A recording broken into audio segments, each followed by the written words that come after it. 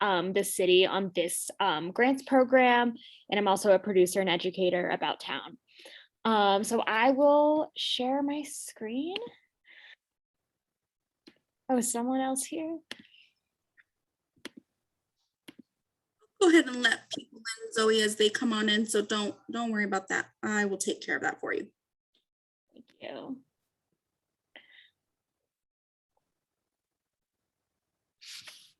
One second.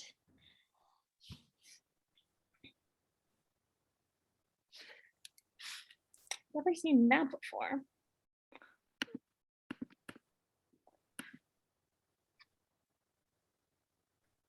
All right, sorry about that.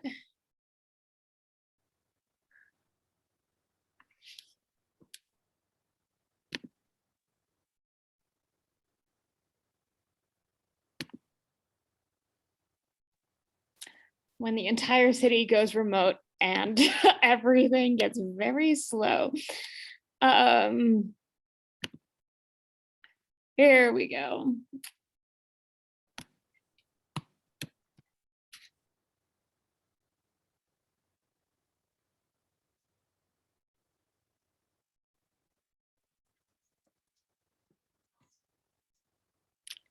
Right, great. Here we are. Great, so as y'all know, this is for the traditional marketing impact grant, both category A and B. We'll get into more of what that means in a bit, but this grant is specifically going towards marketing for programming for the fiscal year of 2023. This grant honors the tradition of the city's grant-making history by funding traditional regional marketing and advertising of Santa Fe programming. Category A is designed specifically for organizations with a program budget over $500K, and those awards are $15,000. There are 10 awards available. And category B is designated for organizations with a program budget under $500,000, and those grant amounts are slightly less at 10,000 each, but there are also 10 awards available. So there are 20 TMI awards available in total. Here we go. Let's see if your organization is eligible. So only Santa Fe-based organizations whose mission includes the arts will be funded. For TMI, you must be a federally recognized nonprofit with a 501c3 status or a public agency. You must have a state of New Mexico incorporation certificate as a domestic or foreign nonprofit corporation and be in good standing with the state. And City of Santa Fe operated programs are not eligible. And again, the difference between category A and B are really an operating capacity and budget size of the organization. They serve the same purposes. Category B, the application for it is a slightly lighter lift for slightly smaller organizations, but those applications are asking the same questions about artistic programming and marketing plans and strategies to sort of target demographics. And for the first time this year, organizations are now allowed to apply for both the TMI and the DCI grant. Previously, you could only apply for both if you were not the lead partner on the DCI grant, but now all organizations who are eligible may apply for both. Yeah. Yeah, very exciting. Also because DCI has 6 awards this year instead of 4. So we're so excited to sort of broaden the scope. All projects that the TMI grant would be supported for must take place between the effective dates of the contract, which are July 1st of 2022, this summer, through June 30th, 2023, the end of the 23 fiscal year. And of course, any live in-person events must adhere to COVID-safe practices with flexibility as public health emergency mandates shift, which they are all the time, especially now. Some of the eligible expenses that the TMI grant can go towards are marketing and promotion consultant fees, paying a consultant who specializes in marketing to work on your programming, website costs related to marketing and promotional content, social media fees, radio fees, and printed material costs, such as written and photographic content, editing, design, printing, and distribution. There are many things that the TMI grant does not account for, such as a permanent staff salary, closed subscription series, like demonstrations, master classes, programs, things that are private, awards and prizes, deficits and debt reduction, meals, catering, lodging, or transportation, and capital expenses like buying property, renovations, new construction. TMI funding cannot go towards any of these expenses.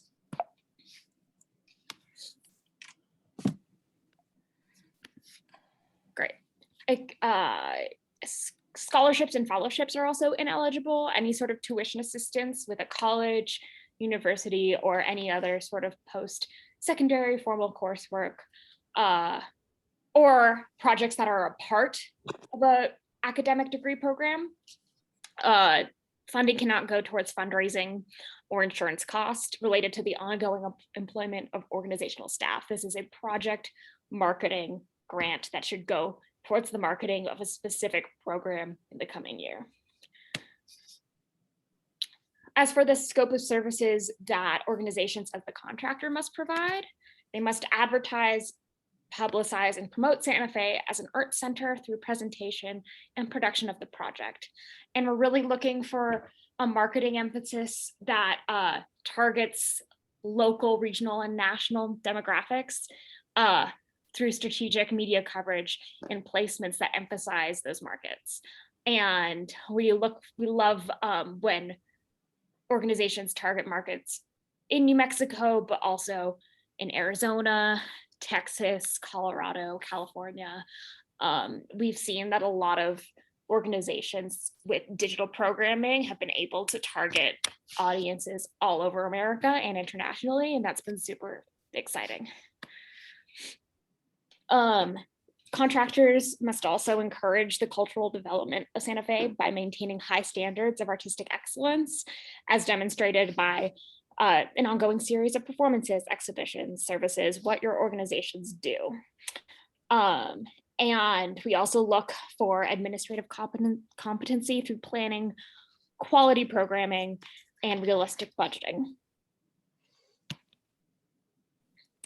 And all organizations funded by the Arts Commission must display the logo right there of the City of Santa Fe Arts and Culture Department, or have a credit line on all printed and digital publicity, promotional, and program materials related to the project.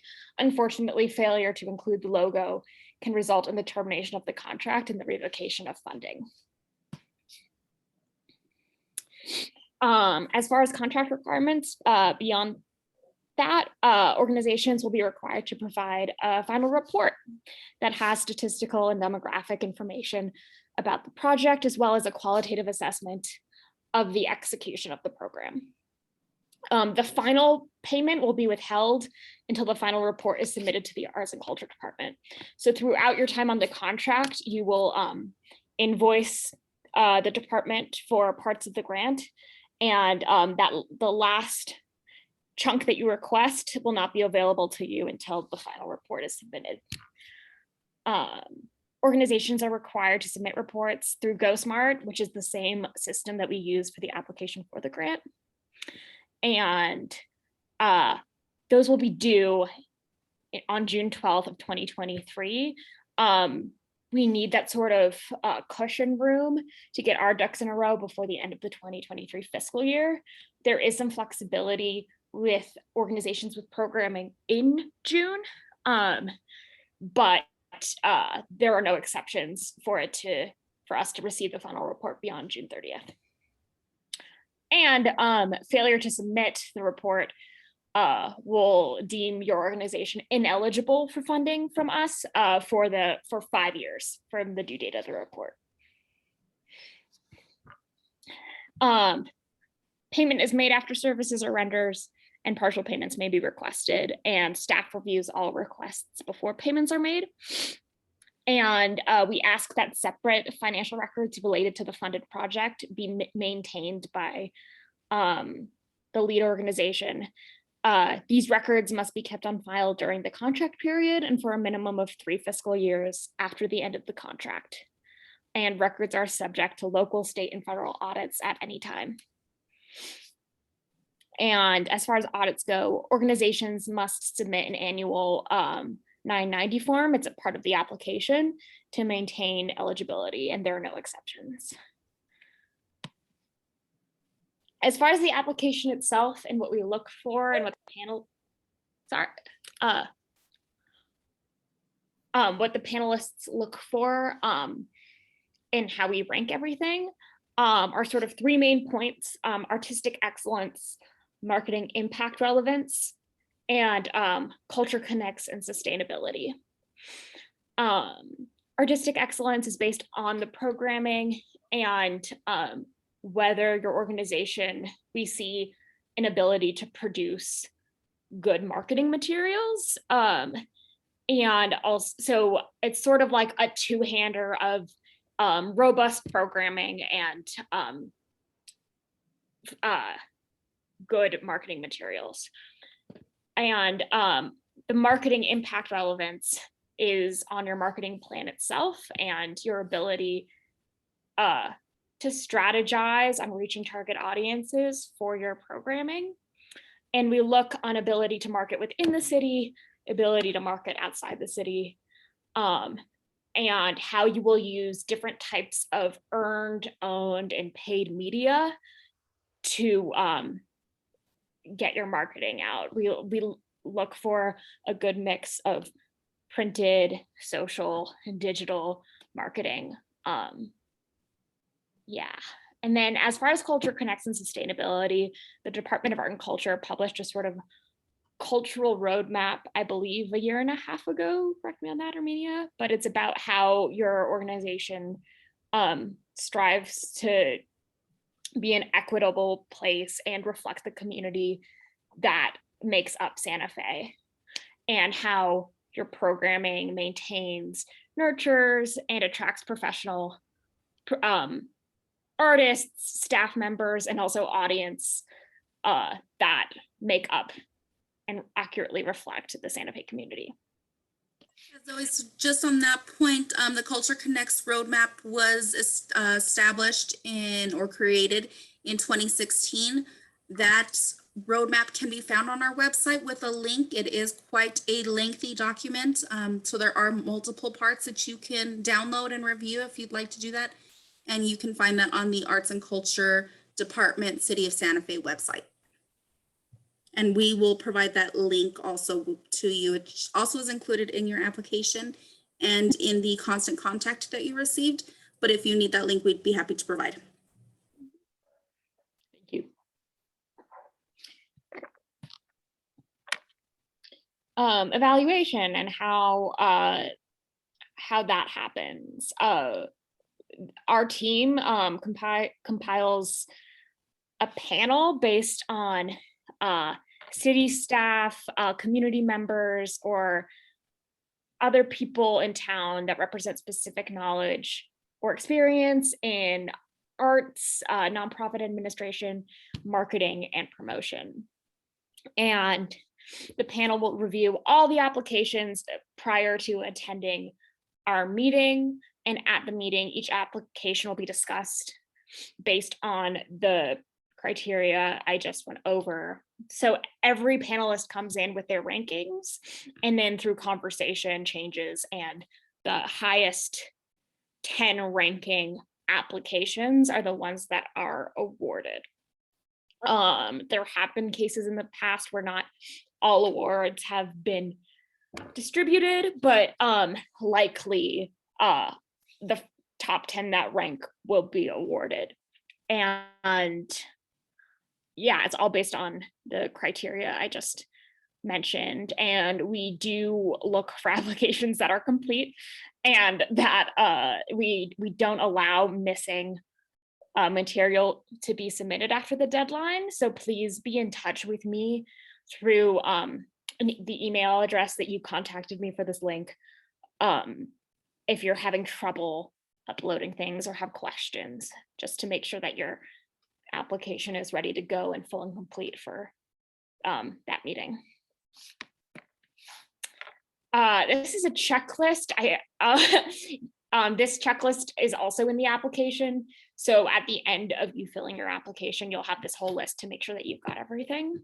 But basic application information, who the project leader is, who your executive director is, phone numbers, emails, basic information.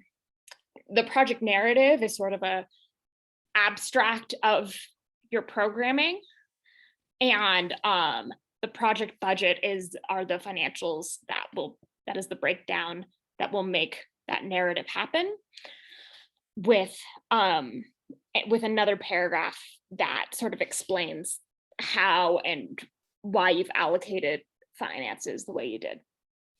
Then, so that's like the first chunk. And then we have a second chunk, which is all about your marketing plan and the marketing demographics you wish to reach and how you plan to do that. And then the third, like, chunklet is just about your commitment to equity and how you maintain a culturally diverse and sustainable workplace. And then the rest are sort of things that are sort of, in my mind, low lift attachments that most of you already have: artistic samples from the past year, promotional materials that you've used in the past, a board list, and all your sort of forms that make your organization eligible to apply: your IRS exemption letter, your incorporation certificate, your City of Santa Fe registration number, your 990, and your combined reporting system number. And again, this entire list with like a checkbox option does exist in the application and is there for you to consult as you fill out your application. And to just sort of get a vague calendar out there, the application opened on the 11th. The technical assistant workshop is right now. And the proposal will be due on the 24th of February. And in between February 24th and March 14th, we'll be compiling materials and the panelists will be reading everything. And usually the decisions are made during the panelist meeting. So you will be notified of your status by March 15th, likely, right after the panel, and your contract will begin on July 1st. And the Arts and Culture Department, we have our procurement manager, and she is responsible for the conduct of all procurement. It's Pauline who runs. One correction to that, Zoe. So the procurement manager has actually been changed to me. Okay. So if you have any questions regarding procurement, you're welcome to reach out to me directly and I will answer any questions for you. Great. Good to know. Great. Great. And Armenia, do you want to talk about the acknowledgement of receipt form and how it relates to procurement? So actually, Zoe, good thing that you brought this up. As this is a smaller grant award under 15,000, 10,000, so anything under 20,000 does not require this form. So this is actually something that will go towards DCI and not TMI. So I apologize if that was included in here. So this is something you do not need to worry about. We are not going through an RFP method on this certain contract. So this will be a direct contract between the organization and the City of Santa Fe and will not require any type of RFP documentation or requirements. Great, cool. Great. And again, procurement questions will go to Armenia as, and the RFP is only for DCI, so my apologies. But this brings us to Go Smart and navigating that sort of monster of a program. But the link that you need to apply or create an account is right here. It's that santafenm.gosmart.org. You'll click login. It'll be sort of on the top left, right under the logo. You'll either have a username and password already from past cycles, or you can create one. It's super easy. If you don't remember your login info, you can put in your email address and you can change your password pretty immediately. It's pretty quick and easy. And then you will select your current program that you're applying to.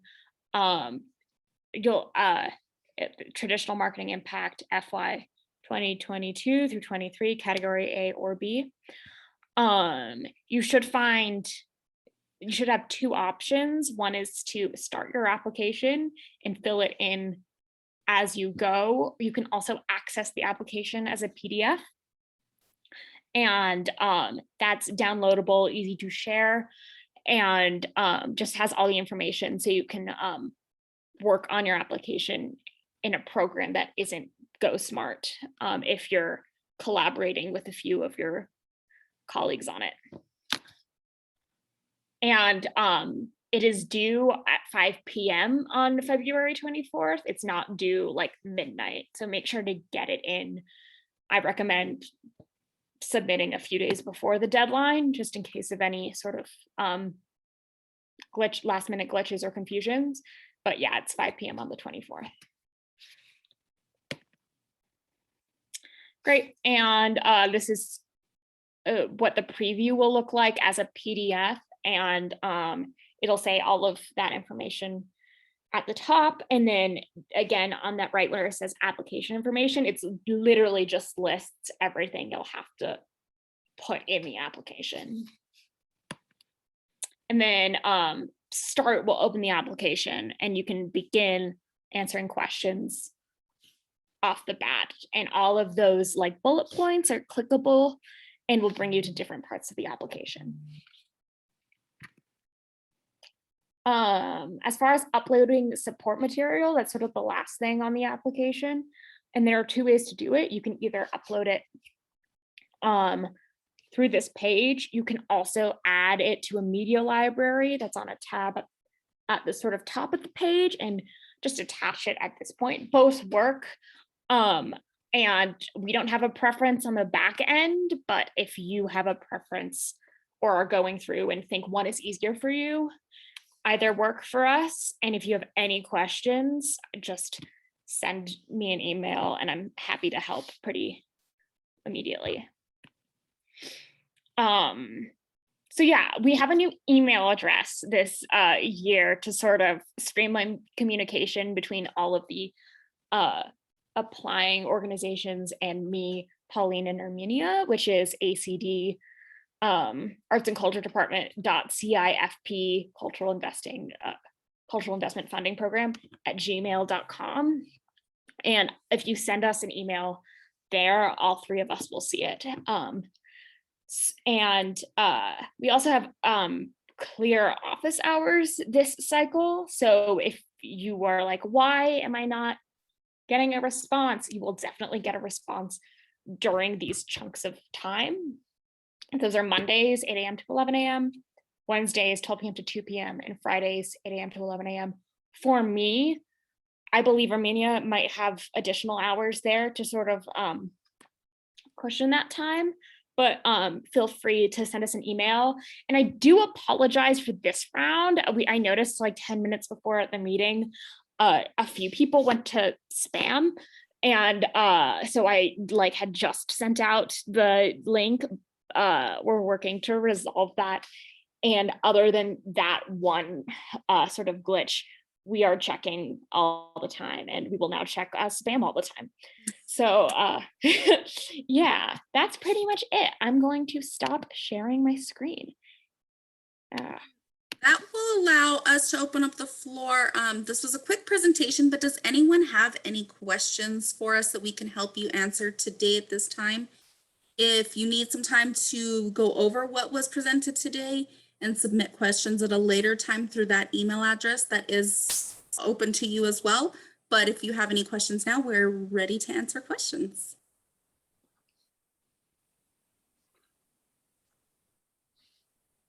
Anyone? Yes, Matthew. I have a question. In the list of eligible and ineligible expenses, well, in the list of eligible, it's all marketing, website, social media, printed material, and advertising. When you actually get into the application, it says that 50%, at least 50% needs to go to marketing. And then there are lines for the city grant that include administrative costs, artistic costs, things like that. Yes, so 51% does need to go to marketing. There Okay. is, and I can pull that up so that we can review it with the application. Are you, so TMI differs a little bit from A from B. Are you? I'm in B. You're in B. Okay, give me one moment. Let me pull that up and we can go through that together just to clarify. Yeah, I think it's the same as it's been for the last 10 years that I've been applying. So it's just a little confusing in the earlier part where it says eligible expenses doesn't include things like artistic payments to artists or administrative costs. Yeah, totally. Thank you for bringing that up. As long as they're project-based administrative costs, it's totally good. Just no like permanent salaries. Okay. Yeah. And we just want the majority of the funding to, by 1%, to go towards marketing, but everything else can totally support those needs. Other project costs, Mhm. right? And then in the DCI, more can go to project costs, right? Yes. Okay. So just so everyone sees which part of the application we are discussing, that will be this area. And it has your eligible expenses, ineligible expenses. Of course, ineligible is much longer than eligible, which doesn't seem right, but it is. We do have quite a contractual amount that needs to go towards marketing, and that is just based on the funds that we receive for this program, and it's all funded through lodger's tax, and lodger's tax has a specificity within the ordinance that needs to be allocated out. So these, like you said, the marketing promotion, website costs, social media, printed materials, and advertising costs is eligible. And then you have here the other ones below that are ineligible. And as Zoe mentioned, correct, it cannot go towards any long-term administrative costs for outside of your project. So once the project or program is completed, we cannot continue to fund, you cannot continue to fund any staffing or other things outside of the project or program that you applied for. Great, thank you so much. Yeah, Marilyn? I don't think I can hear you. I think you're on mute. Sorry about that. Could you put the website up again? How you get to the application? Yeah, I can actually drop the link in the chat. Great. Unfortunately, Zoe, I don't have the chat function because I'm not allowed to use it for my arts commission. So I took that feature off, but I will send out, let me see, I can screen share that real quick. One moment. Or also we will send the slides out after. Correct. So Yeah. the slides as well as the recording for today will be sent to you. So that's a great point, Zoe. We can include that link in there for you. And if you just go to the Arts and Culture Department website, there's a link there to the application.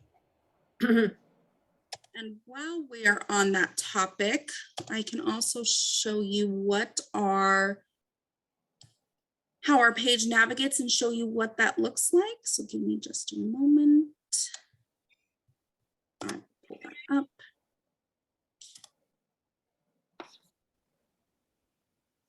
Because our page is under a revamping kind of. City of Santa Fe is going towards a different portal on how to have our website housed. So so you'll go to the City of Santa Fe webpage. It'll look like, once it loads, we're all having internet issues today. So you'll go to the City of Santa Fe webpage, which will look like this on the main homepage. Under departments, you'll find Arts and Culture Department. You'll click that. And then that will bring up our page. You'll see currently right now it is on our front homepage. So you'll see the announcement with the due date, the categories, and then you'll see the apply, go here. That's where you're going to want to click, and that will take you to the GoSmart website. Great. So Zoe and Matthew, I think I'm clear, but for example, we're paying $2,000 to our guest choreographer for cabaret. So that would be like project-based. And if we were to get a grant, we could use some of that money to pay special things like that. Okay. Within the project or program that you're doing that time frame. Right, 49%. Great. Yes. You. Any other questions we could help answer this morning? So one thing that we do want to stress that is a big difference again was that you're eligible for both TMI and DCI now. So if you still wanted to receive a grant or apply for a grant separately within your organization, but then collaborate with another organization, that's a big change this year that has not been offered in previous years. So we are encouraging you, if you're thinking about that, to also join the DCI, but you're not held to that. But this will be something that's a big difference. You are eligible. You may be receiving funding in both categories, dependent on the review and ranking of the applications. One thing that I want to mention is ranking does not ultimately give you funding. So that is a big thing, that you have to come within the awards amounts, the awards that are available. Even if you were to receive a high score, but you were 11th on the list out of 10, that wouldn't mean that you generally got funding. So that's something that I just want to stress for those who are joining us newly, but I think that's all I have to say. Matthew, yes. In terms of the DCI collaboration, would it be possible if an organization were collaborating, you're not allowed to collaborate with anyone who's part of a city program, or if it were the state historian, or, I mean, the city historian or the poet laureate, would that, as long as they weren't the primary partner, would that be eligible? They do have to have a 501c3 status. I don't believe that the poet laureate or the city historian would have that kind of status. They do need to have kind of a mission statement as well. Right, and but that could be, so if there were, say, 2 or 3 nonprofit 501c3 organizations and the Correct. poet laureate, then it would be eligible. okay, Yes. perfect. As long Thank as you so had the much. main 2 that were the 501c3 nonprofit arts organizations, you could bring in a third partnership, which could be like a poet laureate or a school or something that did not have that same status. Fantastic, thank you. Anything else that I could help answer, or Zoe? Well, great. I thank you all so much for attending, and we will be sending out those links with the wonderful presentation that Zoe put together for us, as well as the link to the website so that you can go in to apply. If you have any questions, please reach out to us. We are allowing a lot more time this year to apply rather than just the 30 days. I'm starting to get a handle on this program that I took over just recently. And so we were able to release this award much earlier than we've been able to do in the past 2 years. And we did receive more funding, which also allows us more awards. So if you have any questions, you do have time, please reach out to us. We will be available to help you until February 24th at 5 p.m. Thank you both so much. Really Thank appreciate your you. time. Thank you. Thank you very much.